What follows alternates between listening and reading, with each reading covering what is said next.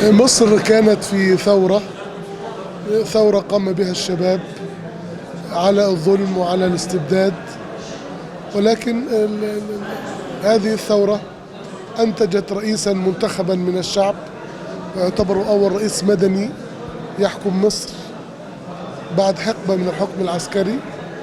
لكن عاد العسكر كعادته فانقلب على اختيار الشعب وانقلب على الانتخاب، وبدل أن يتحاكم إلى صندوق الاقتراع تحاكم إلى صندوق الذخيرة، فقضوا على الحالة الثورية وقضوا على الحالة الانتخابية التي جاءت بالرئيس. لذا رأينا مصر الآن في تدهور ثقافي واجتماعي واقتصادي في جميع المجالات. الجيش في مصر باعتراف الجميع يسيطر على أكثر من 45% من اقتصاد الدولة، فهو يعمل في كل شيء، وله شركات تجارية كبيرة، يشتغل في الحلوى، يشتغل في السيارات، يشتغل في الكباري، الطرق، فهو مؤسسة اقتصادية كبرى تدر عليهم مليارات الجنيهات.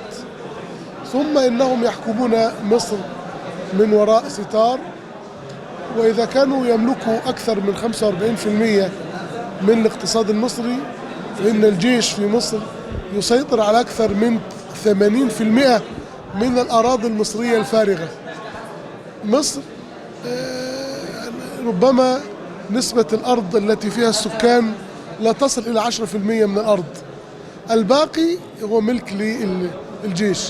فالجيش بيعتبر مصر هذه ثكنة عسكرية أو كتيبة عسكرية من كتائبه، ولابد أن تكون يعني في كل الدول الجيش يتبع الدولة، لكن في مصر الدولة تتبع الجيش.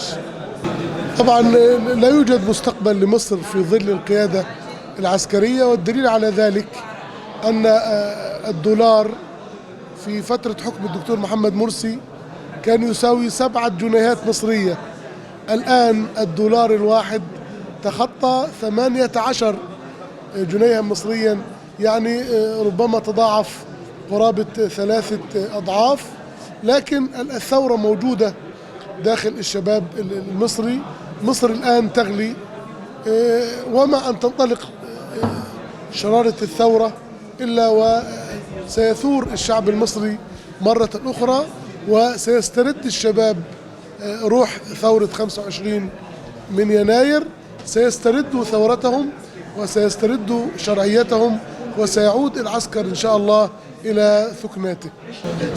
العمل على وحدة الأمة الإسلامية هو من آكد الواجبات التي في أعناق العلماء، فهم المعنيين والمسؤولين على أن يغرسوا في هذه الأمة واعتصموا بحبل الله جميعا ولا تفرقوا.